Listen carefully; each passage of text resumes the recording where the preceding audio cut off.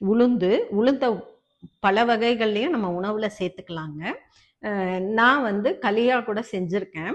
இன்னைக்கு கொஞ்சம் வித்தியாசமா உளுத்தம்பருப்பு குழம்பா பண்ணலான்ட்டுன்னு இருக்கேங்க. வாங்க எப்படி பண்றதுன்னு பார்க்கலாம். சின்ன வெங்காயம் 10.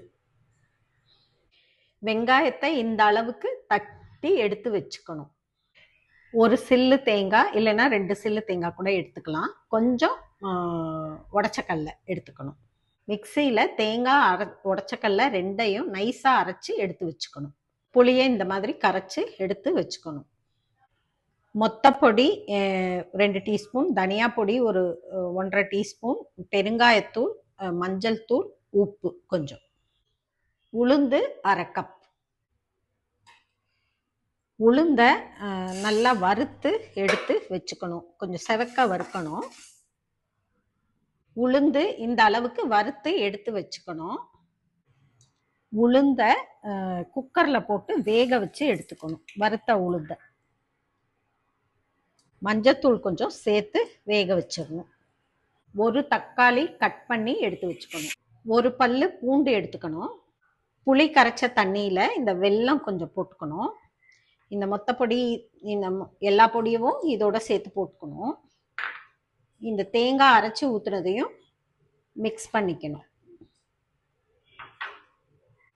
இதை நல்லா மிக்ஸ் பண்ணி விட்டுக்கணும்.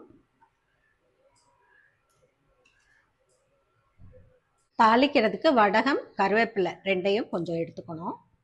உளுந்து வேக வச்சு எடுத்தாச்சு. கடாயில் ஆயில் போட்டு சூடாகட்டும் வெயிட் பண்ணிட்டு இருக்கேங்க. இப்போ சூடாயிடுச்சு. நம்ம இந்த வடகத்தை போட்டுடலாம். இது பொரிஞ்சு வரட்டும்.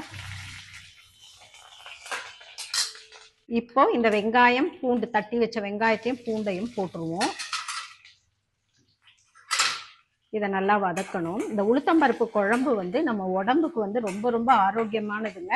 புரோட்டீன் கண்டென்ட் அதிகமாக இருக்கக்கூடிய ஒரு பருப்பு தாங்க இதுவும் கூட.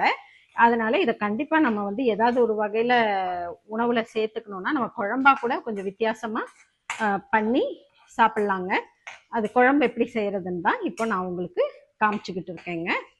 இப்போ வெங்காயம் பூண்டு வதங்கிடுச்சு. தக்காளி போட்டுடணும். போட்டுட்டு தக்காளியவும் நல்லா வதக்கணும். வெங்காயம் தக்காளி வதங்கிடுச்சுங்க. இப்போ நம்ம கரைச்சி வச்சிருக்கிற இந்த மொத்தப்பொடி புளி தண்ணியை இதில் சேர்த்துடணுங்க.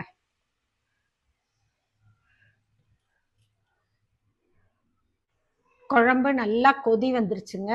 இப்போ இந்த உளுந்து வேக வச்ச உளுந்தை இதோட சேர்த்துடணுங்க. இந்த தண்ணியோடையே சேர்த்துடணும். அதில் சத்து ஜாஸ்தி இருக்குங்க. ஸோ இது நல்லா வத்தணும். கொதிச்சு வத்தின பிறகுதான் நம்ம இதை இறக்கணும்.